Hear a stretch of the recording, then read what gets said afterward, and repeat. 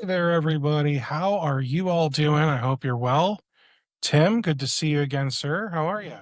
I'm doing fantastic. I'm excited to be here. That's great, man. I'm excited to be here with you.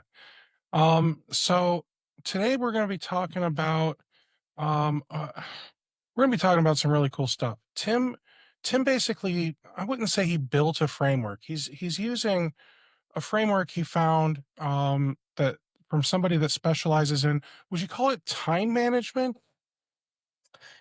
I mean, it's learning how to buy back time. Yeah. Ultimately, I learned this the hard way to find time in my busy week to focus on the things that move the needle. Gotcha. Okay. Well, so yeah, that's the thing that we're going to talk about, and all of you, just because you have um registered for this webinar, you guys are going to get a copy of the time and energy audit that Tim. Uh, he honestly he works on this type of stuff for himself. He works on it with other MSPs for his clients. The time energy audit, like I don't know. I'll be honest. I was a little skeptical at first, but it's legit, guys. It's legit. So definitely stick around so you can learn more about that. We'll hear about Tim's story. Because Tim, just like me, he is a former MSP, and I'm sure that you guys would always love to hear stories from former MSPs, so that way you can learn what to be doing differently, what to be doing better, maybe what not to do. So we're gonna have some good stuff. Um, what we're gonna do first is I did mention that Tim and I are both former MSPs. Tim, can you give everyone like I don't want to call it the elevator pitch because that sounds like you're selling something, but can you give everyone like a little quick rundown like of who you are, where you come from, why should they listen to you, that type of thing? Sure. Yeah. Thank you. And I appreciate the opportunity. Yeah. So I started an MSP in 2002 before MSP was a word. So that was a long, long time ago. Um, and I grew it to $7 million and I bootstrapped it to 7 million. And on that journey that I was on, I was never smart enough to go to school. So I started companies and I just figured things out along the way. And when I got to about 3.2 million in revenue after about 8 years, I realized I was the smartest person in the room and I shouldn't be. And so we lost a number $700,000 that year. And by doing that, forced me to look inwards to figure out where the bottlenecks were or are or were, I guess, sorry, and realized that I needed to put the right people on the right in the right seats on the right bus. And then from there, we brought it back up to 3.4. And within 3.5 years, we took it to $7 million. And so that's my journey. That's my journey. I got out of it in 2022.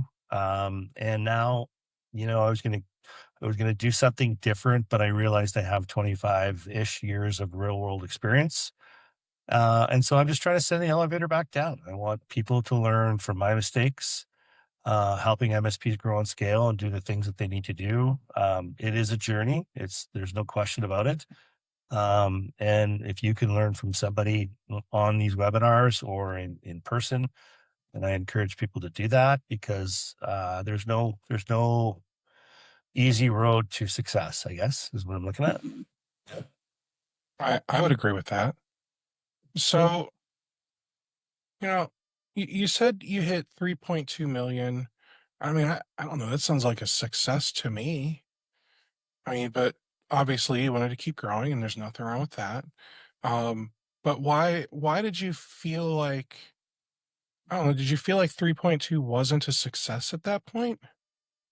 No, no, don't get me wrong. Like like the first major milestone is starting the company, right? So congratulations for all the MSPs out there that are watching and listening, because it's not an easy road, it's not an easy journey. But the magic mark is $1 million. And once you get past, it gets a little bit easier. But every step on that journey from a million to 2 to 3 to 5 to 7 to 10 and beyond is a different new levels, new devils is basically what I say. Yeah. And so I was fortunate to get to $1 million in probably 22 months. And then that leap took me a while to get to 3.2. And yeah, like when you look at top line revenue, which most MSPs will look at, that is a success. It is a success. Mhm. It's like I was proud of myself. But when you get to that phase or that stage in that journey, and it doesn't have to be 3 million, it could be a million, it could be two, the processes and how you deliver services around operational maturity will change. And there's only so much that you or me as an individual owner can do in a 40, 80-hour work week with family life, kids, and stuff and things. And so 3.2 is a big win, but it changed our game very drastically and our Yeah. understanding of what it was like to build and scale a proper business as opposed to just kind of winging it along the way. And that's what I did. I think you said you were at 3.2. You kind of plateaued there, right? Yeah. So at 3.2, we we we ended up hiring a CEO, and we made some uninformed decisions, and we lost $750,000 Ooh. that year. It was 2014. So, as a young man that started a family right around that time, it was we were bleeding $70,000 a month. We were bleeding cash, and so one of the things that I learned early on is that I can't be the smartest person in the room. I need to have my business partner and I. We were doing accounting off the side of our desk. So if anyone's listening out there and doing that now at any level, stop doing that, please. And more importantly, What do you mean when you say that? I've never heard that phrase. well, when you're doing like, so if my business partner was doing accounting, but I couldn't see what cash flow looked like. I didn't know what projected revenues looked like. We didn't have what our tech stack looked like. So when we were at 3.2 and growing, we were bringing on customers that we couldn't support financially because we didn't have a visual into what the finances look like. And I'll give you an example. A customer of mine in Vancouver right now, we're just signing tomorrow, we're signing a $40,000 a month recurring revenue contract. It's the next biggest customer of theirs is 10,000. And I'm like, okay, do we have cash flow? Let me see your balance statement. Let me see your P&L statements. Let me see the finances because we're going to need to make some decisions and we can't make proper decisions without a direct line into what the finances look like. And if you do not understand where your cash flow is, your receivables, which, alternate payments actually does a really good job on, we'll talk about that in a minute, but um, it, you have to have that visibility to make business decisions properly Yeah. into how you scale. It's not about sales and marketing. It's not about operations. It's all of it has to be put together. And if you don't have the financial visibility into hiring two new people until you get paid in 60 days, you're going to get yourself in trouble. And so the Okay. structure and the finance it's important to have all of that working together. Yeah. And I feel like a broken record when I say it's so important to understand, like financially, where on earth is your business? Um, you should have budget and everything you spend, every single like line item that QuickBooks downloads from your bank, your credit cards, whatever, it all needs to go into a bucket, into one of the buckets on your budget. And if your bucket gets full, I mean, what happens when a real bucket gets full, you know? If you keep putting water in a bathtub or a bucket or whatever, it just starts overflowing. And that sounds like, oh, cool. The money it just keeps pouring out. No, the water, the mess keeps pouring out. Now you've got a mess to clean up. So you got to keep the money that you're spending within the amount that you allotted for the year for that budget. Or maybe you just do a 3-month budget or whatever, right? But yeah, you should have a budget that you've set so that way you've got, whatever. And I think, to go to your point that you were making, you've got a client that just set just landed a $40,000 a month agreement. There's going to be a lot of things they're going to have to buy. They're going to have to buy licensing. They're going to have to probably buy some hardware. I would be shocked if they had to buy nothing to get started. That's all I'm saying. Well, and that's it. And part of that is like the budgets are important, but a lot of companies won't do a forecast. And I'm like, okay, Mhm. so what's Q2, what's Q3 look like? So if we're bringing this revenue on, what does our forecast look like?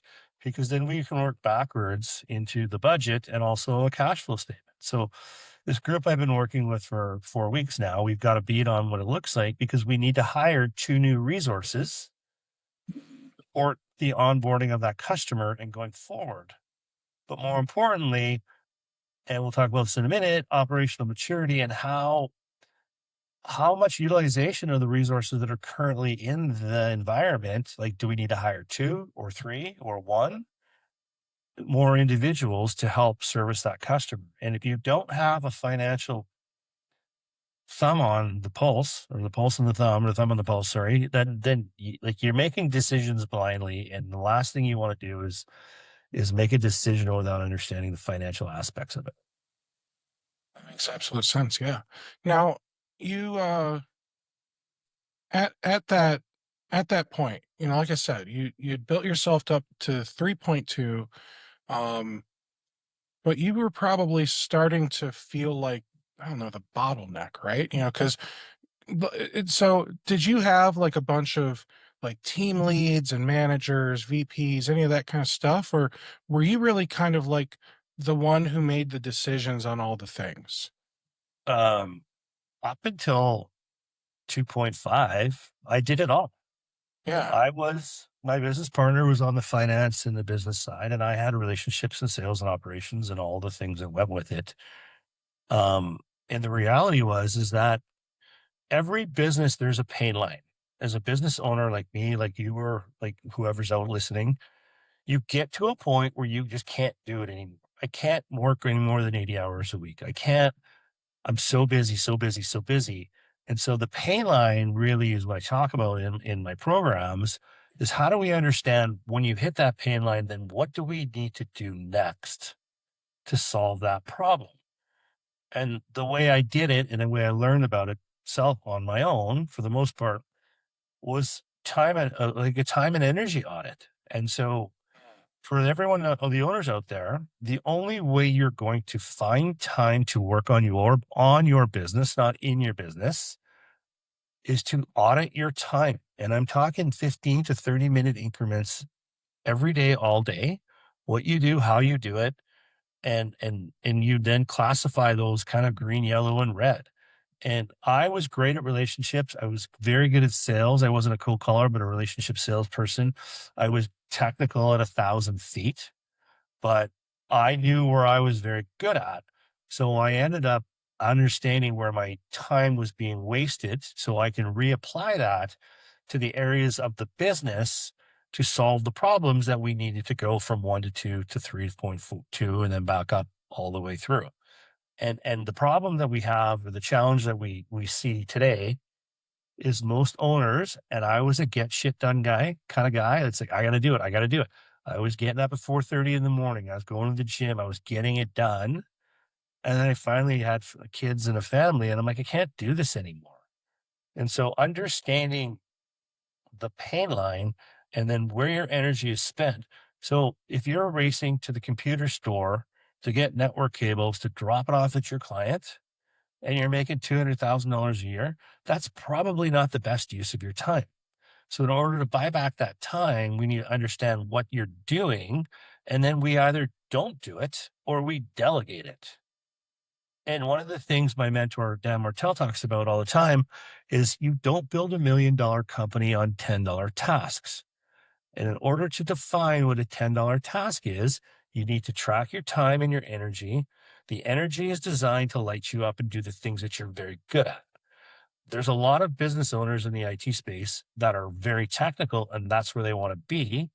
And they're not good at managing people. So they need to understand where their strong points are so they can focus on those things to make them or the business grow and scale. And the things that you're not supposed to do, running to Starbucks, getting computers, imaging laptops because your customer needs it and you have no resources. Uh-huh. There's better ways to serve that time. And when you can buy back 5 to 10 hours a week of things you're not supposed to be doing or that don't light you up, then you can fill that time with the things that are important to you that will scale your business. Okay. Now, talk to me about this energy audit. It was like a little bit of a wake up call for you. Did you what? Did you get a book? You read a book? Uh, well, no, I kind of figured it out and then Demertel had it. But what I do every quarter now when I feel like I'm being pulled in 100 different directions, I'll do a time energy audit and I'll track all my tasks for every 30-minute increment. So this call will be in my time energy audit for the month for the Q2 audit. And then I'll look at that and I'll look at the data, which is because data never lies. And as long as you're honest, okay, I went to the gym, I went to Starbucks, I went to the computer store, or I made 100 sales calls, or I did the thing that I needed to do that I really excited about. And you start to see where your deficiencies are in your day-to-day activity. And then what I do and what I do for my clients is I help them integrate that into their calendar. And so when their energy is their highest for whatever the thing that they want to do, we'll create block time. So a block time will be between 10 and 2 p.m. on Tuesdays and Thursdays for sales calls. Or or I'm going to block out an hour at the end of Wednesday to focus on an operational change that I need to have.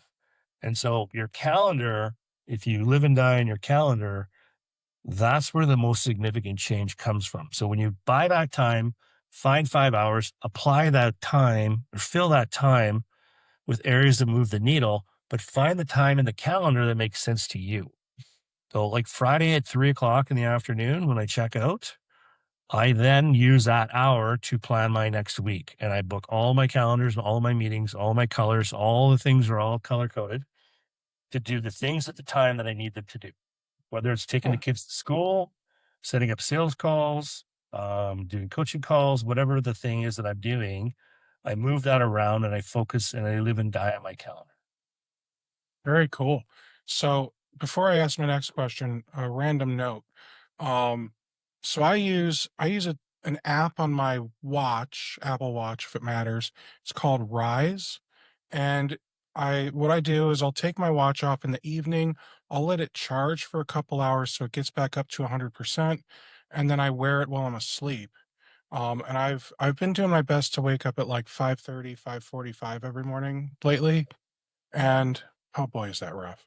Uh, but but what the app does is it's kind of like tracking my circadian rhythm, and so it knows based on my sleep schedule, what time I go to sleep usually, like when is my body at the highest points of energy. So what I didn't know is your energy goes like a sine wave through the day and it's got two humps. So for me specifically, my first boost of energy starts around 8:15 in the morning. Sometime, varies, right?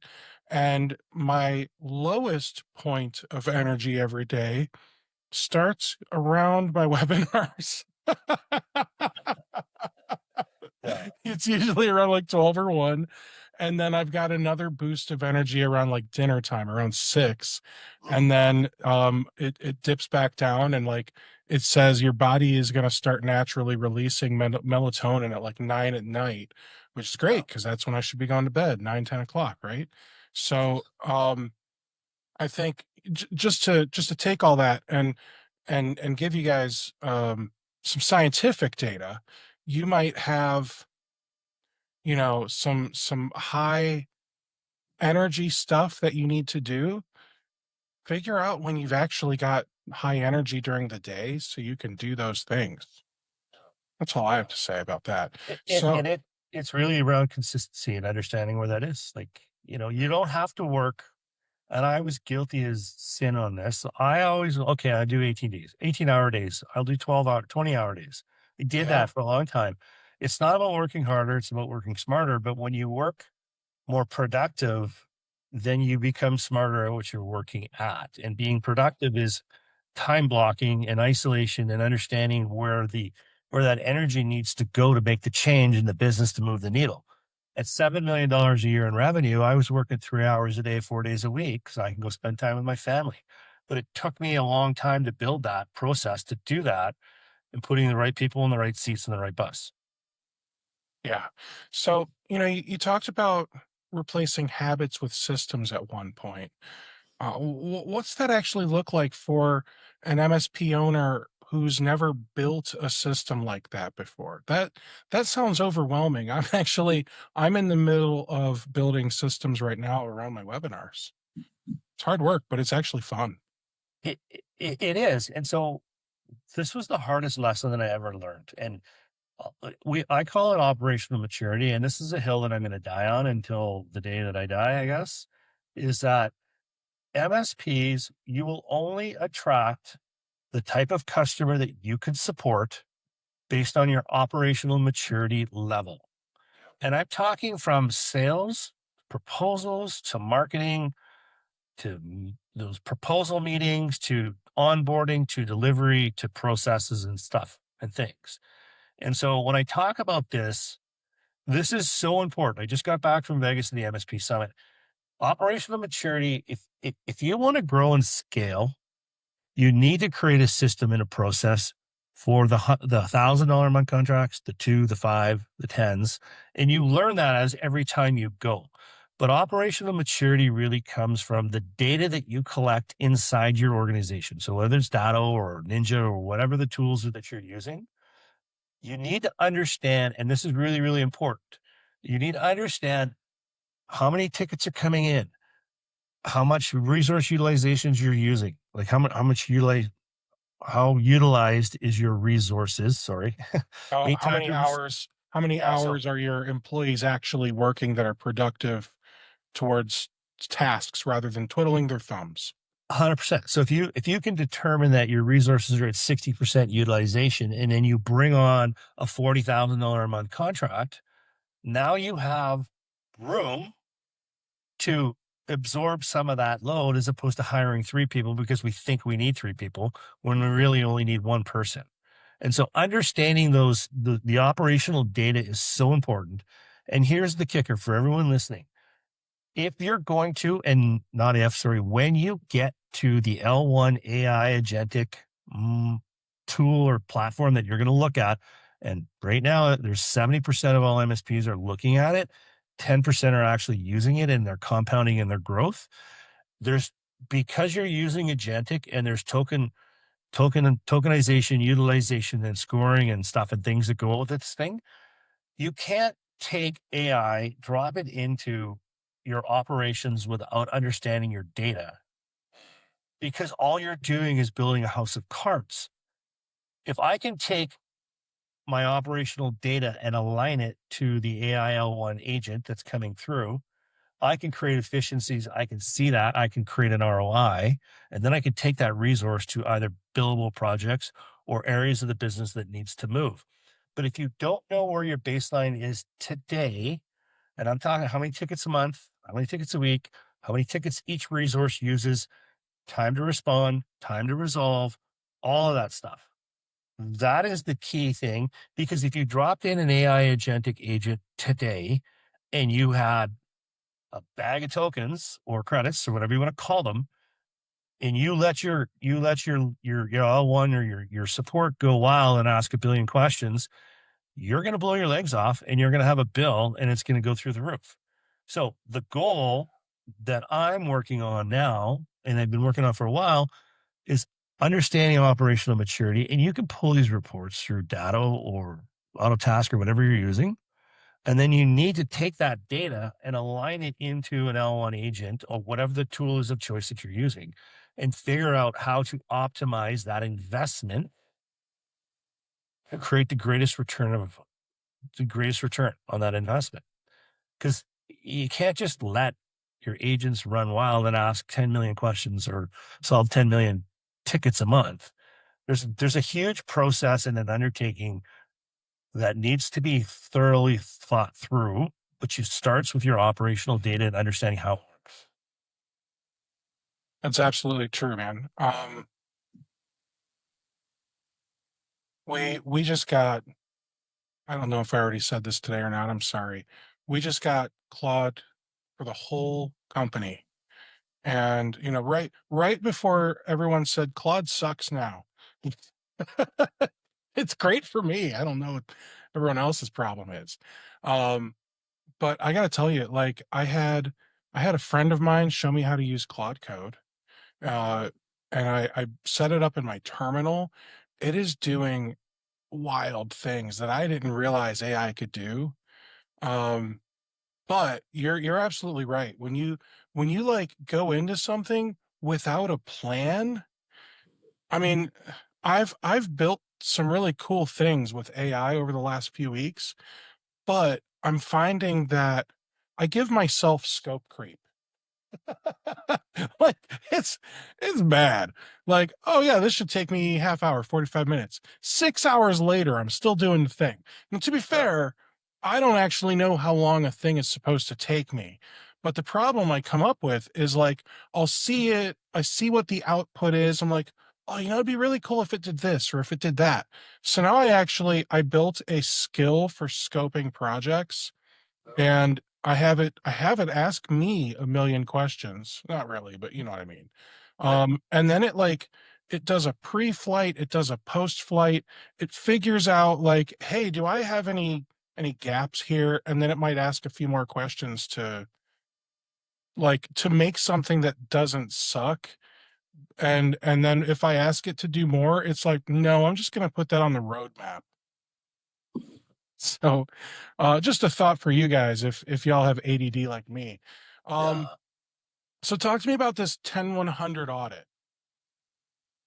Is that Well, it's kind of back to what you just said. It's learning how to buy back your time, right? yeah,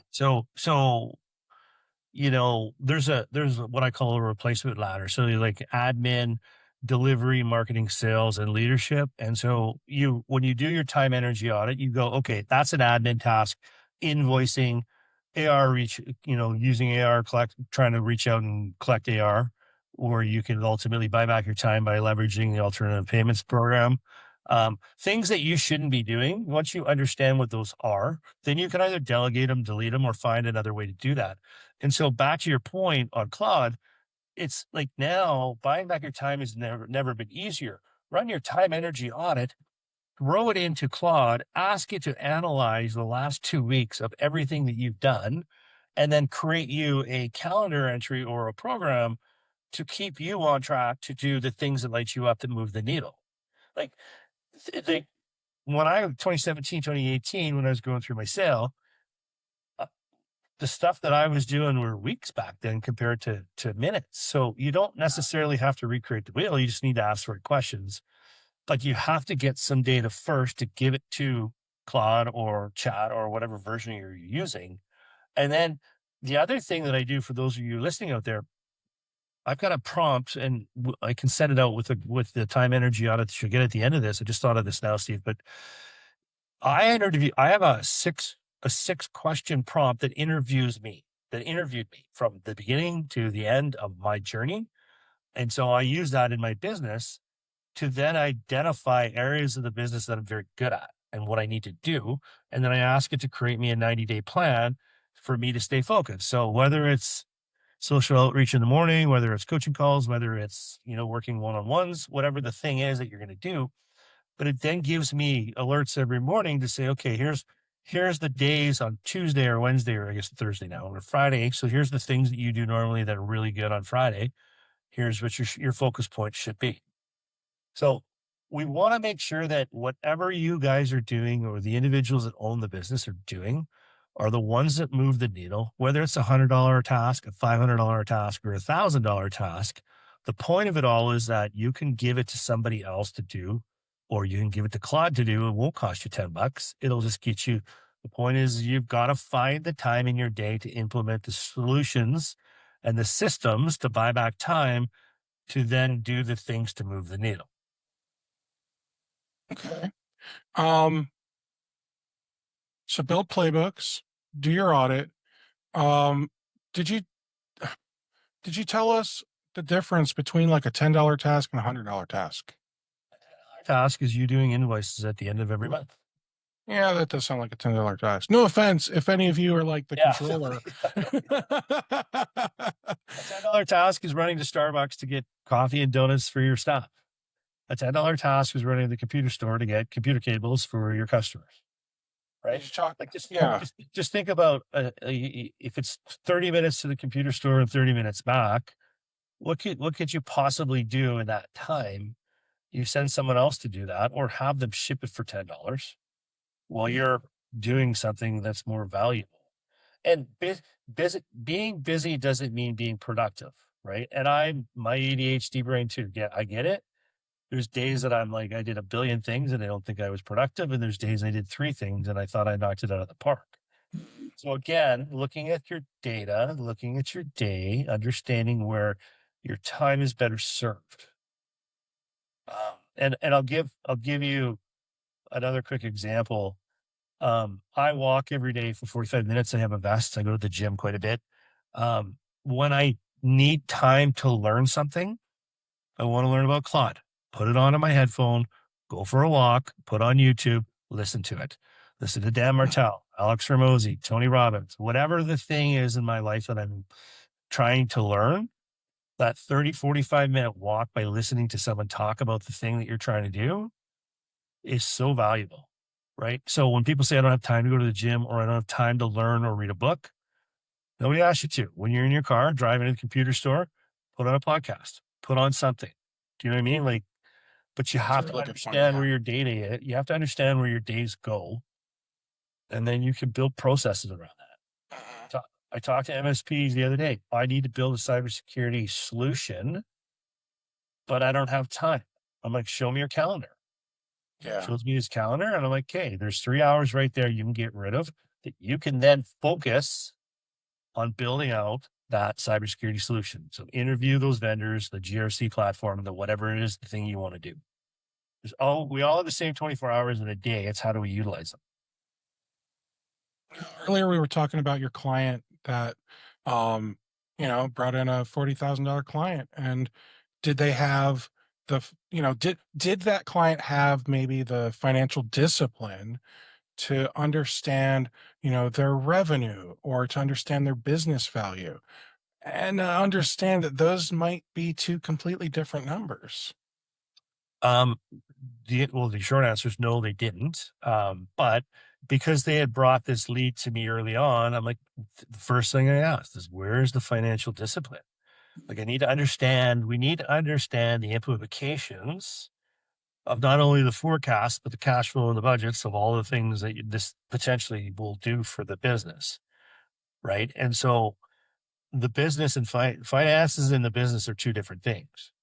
And so the structure around what I've been pushing with them is they need to understand revenues per client, understand what cash flow looks like. And then I also want to know well, I guess we're in Q2, Q3, Q4 look like at the end of the year.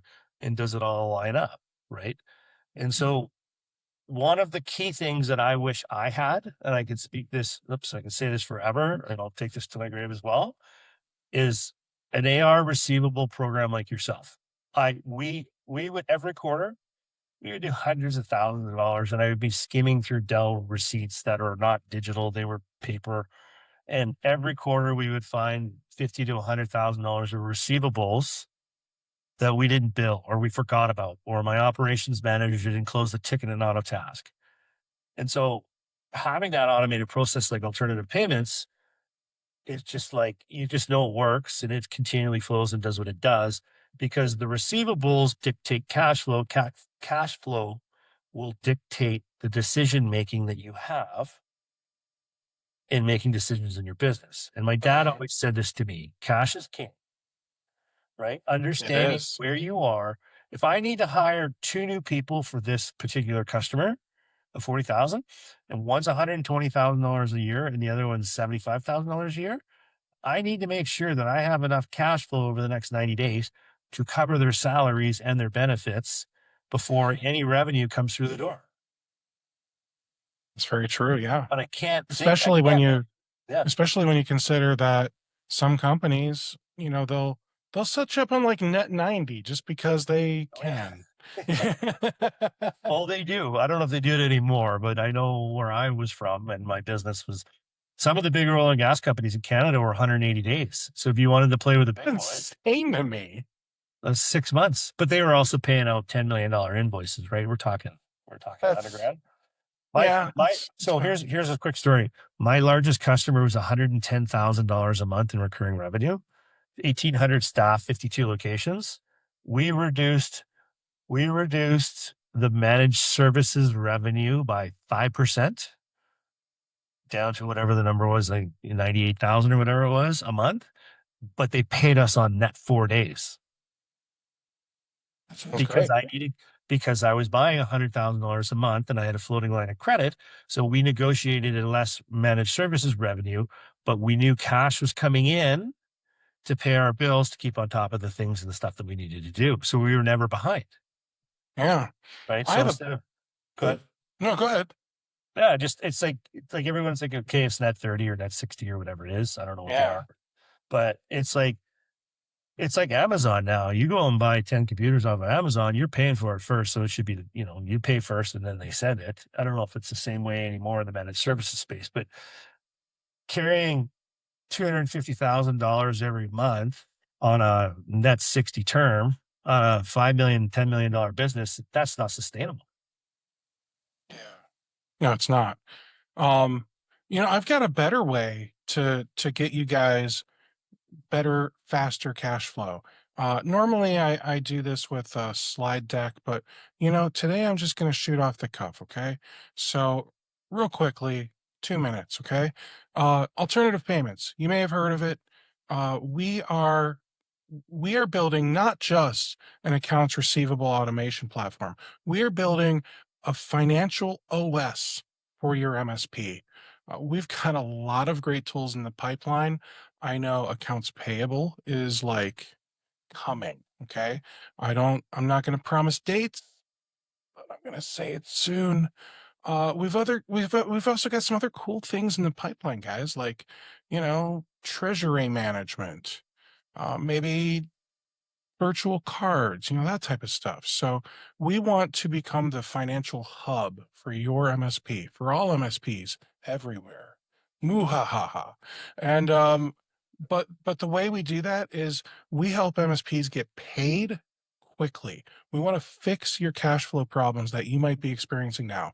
Whether you're using a different customer portal, payment portal platform, or you still have a bunch of clients that are paying you with checks, or you're just doing it all manually with Stripe, we're going to help because we've got a gorgeous customer portal that your customers can sign into. It works, desktop, mobile, doesn't matter. Very easy for them to update their payment details, set up auto pay.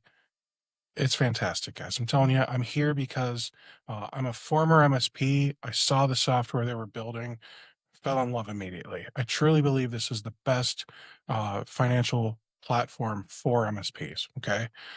So we see a lot of MSPs coming to us with 30 plus days sales outstanding. Tim, I know you're not a CPA or an accountant or anything, but what's days sales outstanding? Outstanding sales, it shouldn't be more than, I don't know, 5 to 10 days, I think, at the end of the day. Yeah. So Like, yeah, carrying carrying someone else's cost is ridiculous. yeah. So to clarify, days sales outstanding is effectively very similar, if not identical, to the outstanding AR balances you might see in QuickBooks Online. Same thing, different terms, right? So we help people go from 30 plus days down to, I want to say it's 6 days on average now across all of our clients.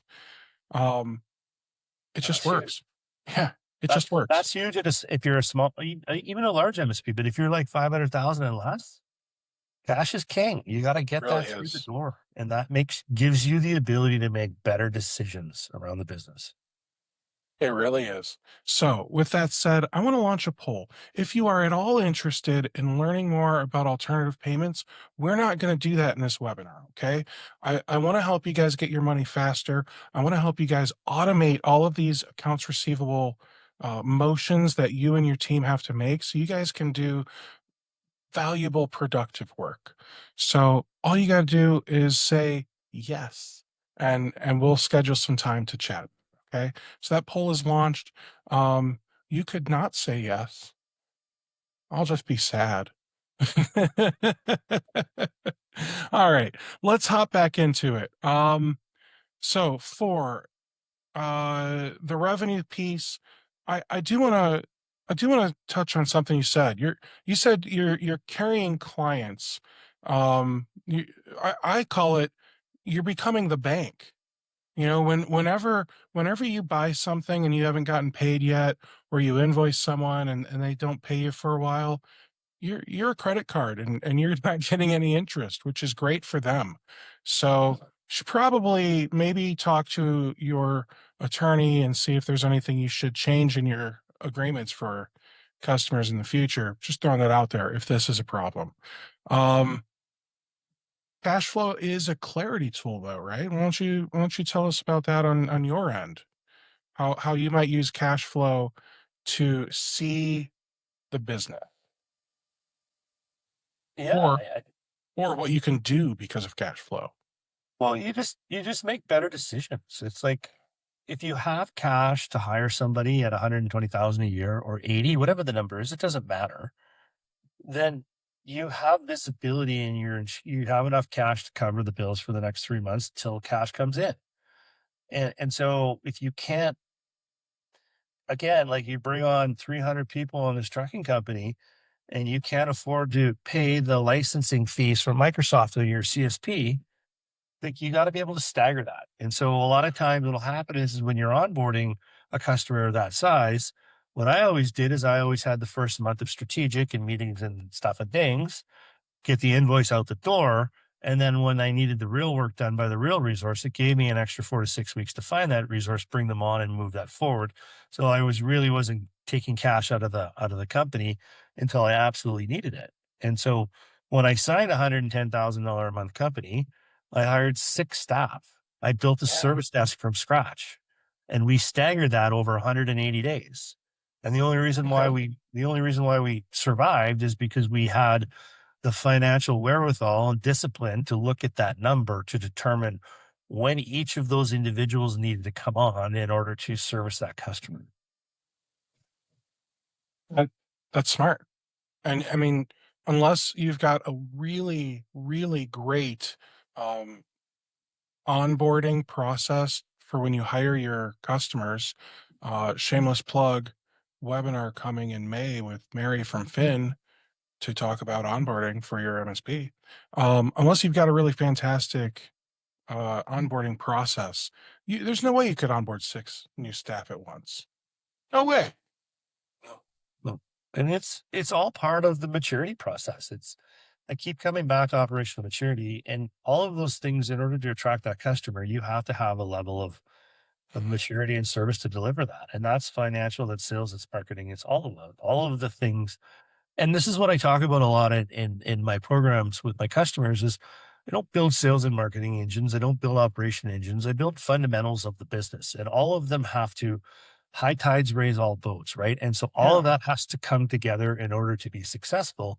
And if one fails or one succeeds over the other, then you have a big problem. And the last thing you want to ever do is take on a bunch of customers and focus on them because you don't have the processes in place and then forget about the customers that got you to where you are.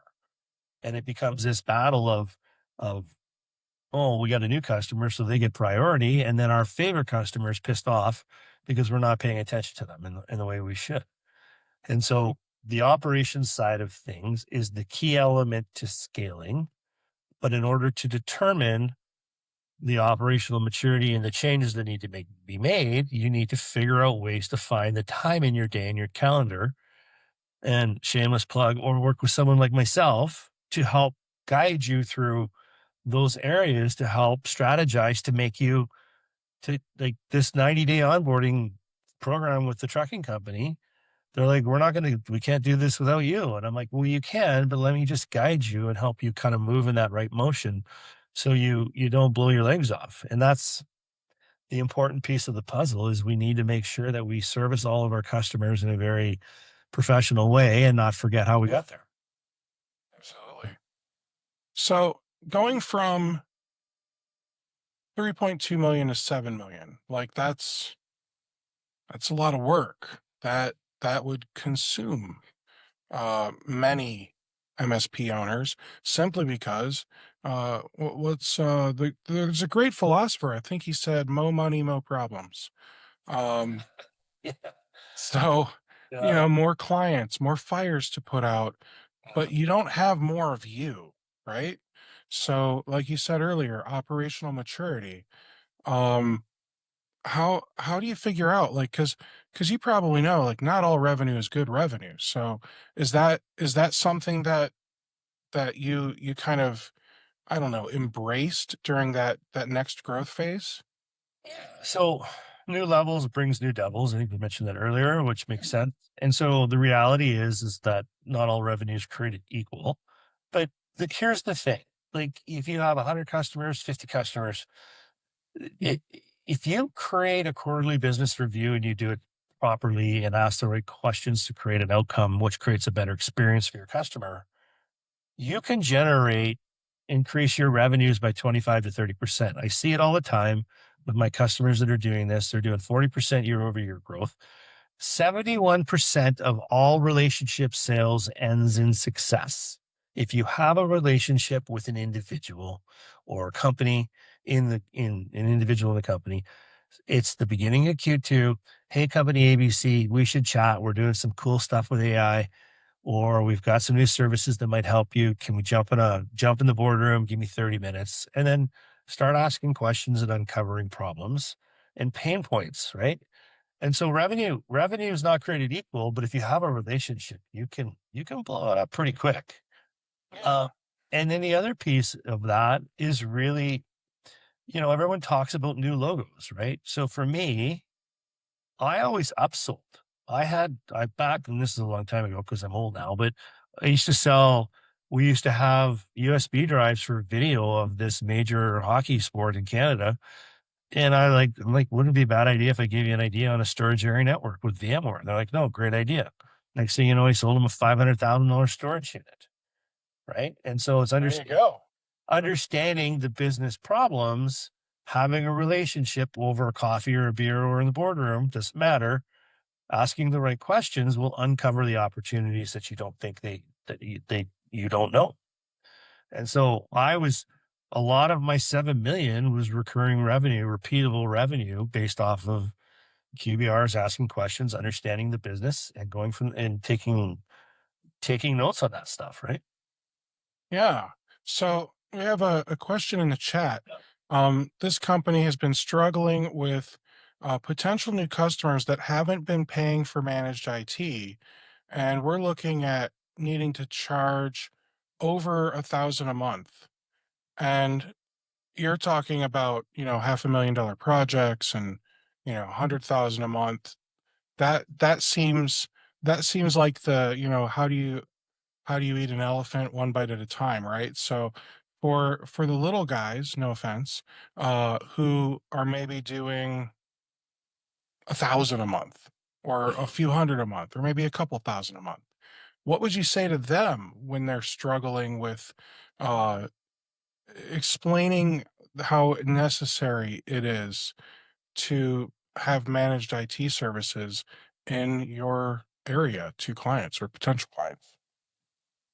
Yeah, and that's a great question, and thanks, Denise, for asking that. It comes down to the relationship, and so one of the things that I'll always talk about in in a boardroom and a QBR of sorts, and the first question I'll always ask is, if there's one thing that you can change in the next 90 days, what would that be?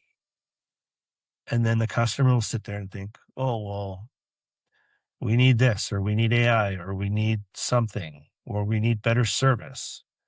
And then and there's a whole cadence around there, and I'm happy to share this, but it's like, okay, well, what have you done to solve the problem? How important is that for you to solve it?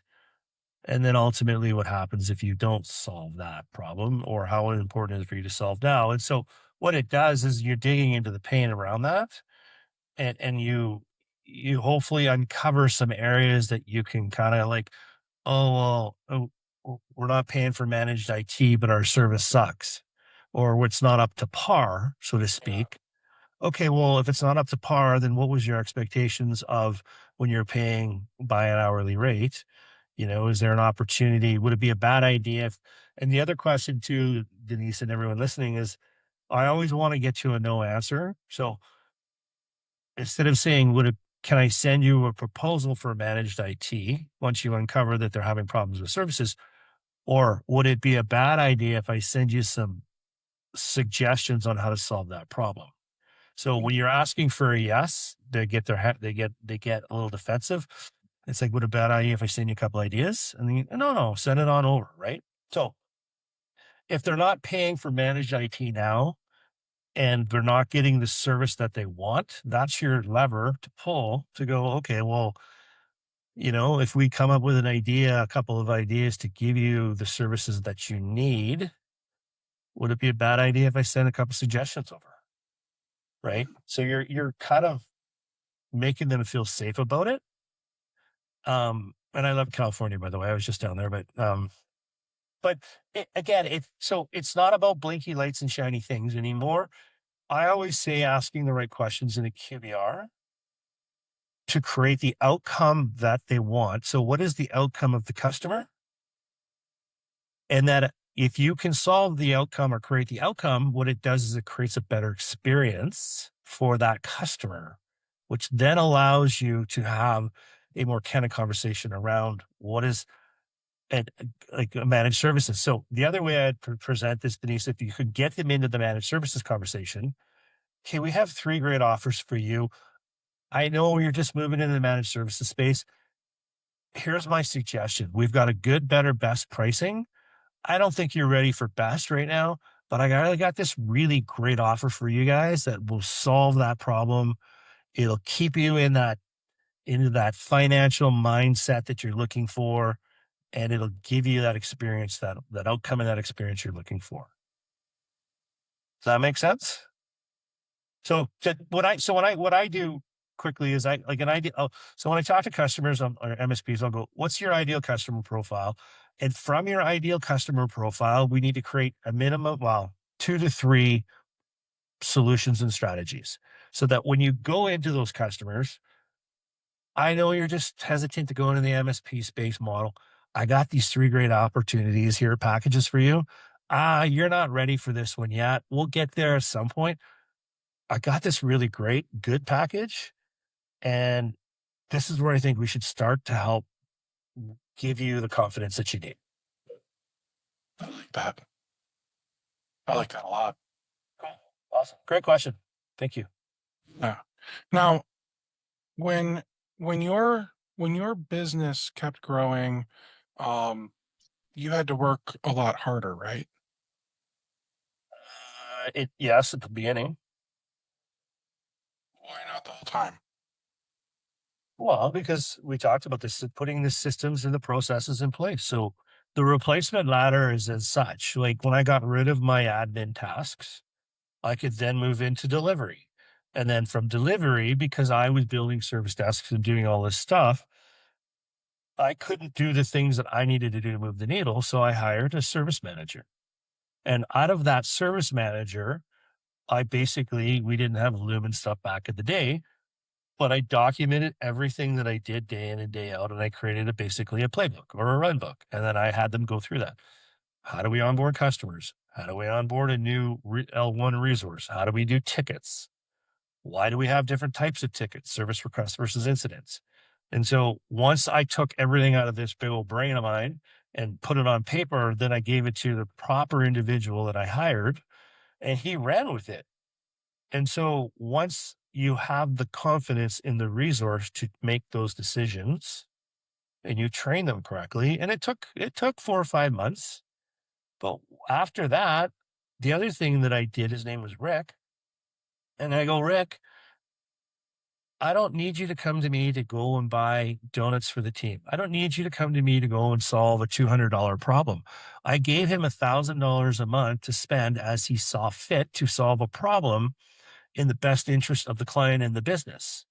So when you take the ownership mentality and you coach and train your staff to make those decisions, maybe it's $50 a month, maybe it's 500, I don't know, whatever it is, then they don't come to me unless it's an absolute concern, but you empower them. I call this transformational leadership. I teach, I taught my staff how to think like me and make decisions. Whether you make it, there's not, whether you make a good, right decision or a wrong decision, you just have to make a decision. The biggest mistake people make is not making decisions. So by enabling them to do that, it gave me back my time to go out and do the things that I wanted to do. Like that. Right. I And like what there's a I know we're coming up on time here pretty quick, but so for everyone that's listening, if you want to empower an employee or a partner or somebody, there's a 1-3-1 rule. Get your staff. So if somebody comes to you and says, I got this problem. Okay, we got one problem. Okay, Steve, take it away and give me come back to me tomorrow and give me three solutions okay. to that problem. And then Steve's going to say, okay, here's problem A, B, here's solutions A, B, and C. And I'll go, okay, Steve, well, which one do you think? And then Steve's going to go, well, I think C's the best. And you're going to go, well, why? And he's going to go, well, this is all the work that I did. And then you empower Steve to go make that decision. So you have one problem, three solutions. Steve creates the outcome. Then Steve feels empowered to make those decisions going forward so that he can take that framework back and go, oh, well, I don't necessarily need to go talk to Tim. I can simply write out a 1-3-1, come up with a solution. And if I still feel I'm not 100% sure, then yeah, I'll go to Tim. But eventually you empower them. And as they make that right decision and you praise them and they do the right things, then it becomes more, they have their own autonomy and control to do the thing. And you trust them that they're making those right decisions. I like that. Now, if I recall correctly, you turned everything you built this $7 million company that you were able to sell into like a 12-week program. So for everyone that's watching right now, what does working with you actually look like? Great question. So I started it. So what I started when I got out of my exit of my company, I was looking at how I can give back to the community and what were the areas of the business. And because I was involved in basically everything other than finance for the most part, what are the key areas of the business that I needed to create? So I created a 12-week program. So mission, vision, goals, strategy, how to do all of that, and then operations and operational maturity. And then I got into cybersecurity and a few other things. And so the 12-week program that I have is really a cradle to grave. So what it does is it allows me to work with MSPs in a structured manner. And not all 12 weeks they're going to need. They might go, oh, hey, I got an accountant that's doing finance. And I'll look at it and I'll, okay, from what I can see, this is exactly what you need. So I just kind of check the box on that. And then there's other areas around sales and marketing and lead gen and content and operations and packaging that they really struggle with. And so we just go through that 12-week program um, and kind of help them identify where those areas of deficiencies are. Um, I also have an 8-week boot camp that's designed for a smaller MSP. And it's just really 6 weeks of structure to get them going and helping them get on their way. But what's really been successful, at least from my perspective, is I'll take an MSP and we'll do 26 weeks. So I'll take the 8-week, the 12-week, and then I add in 6 extra weeks of just one-on-one consulting. So whatever challenges you're going through, whether it's a shareholder agreement, whether it's legal, whether it's hiring, whether it's firing, whatever it is that you're going through. And what that does is it allows me to get to know the business. I can understand what's under the hood and I can move you through the areas that I think you need to do and prioritize what success looks like. So those are kind of the three things that I do. I love to build the relationship and I love to build the trust. That's great. Well, hey, I launched a poll. If any of you want to learn more about what Tim is talking about here with, the programs that he's developed, all you got to do is say yes in the poll. Um, Tim, this was awesome, man. It really was. Um, you speak well. You're very knowledgeable. You brought the thunder. You gave everyone some great ideas on how to like I don't know, turn this into something, you know? So what I'll say to everybody, and I don't think we talked about Steve, but if everybody's whoever's watching, if you want a free 30 minutes, just a one-on-one strategy call, talk to me about your number one pain point. I'll put a little roadmap together for you on what I think you should do, and you can run with it. If that's something of interest to you, then I'm happy to give you my time. And it's a great community to be a part of, and I just want to give back, send the elevator back down. And there's never been a better time to scale an MSP right now. And with the tools and the technology, it's a great time to be a part of it. It really is. Well, hey, thank you so much everyone for coming out. Um, like I said, I've got great webinars coming up, so keep an eye out on those emails. Tomorrow you're going to get a follow-up email after this webinar. It's going to include that time and energy audit that Tim put together. So definitely be on the lookout for that as well. All right. Tim, thank you so much. Everyone who came, thank you so much. And we will catch you all at the next webinar.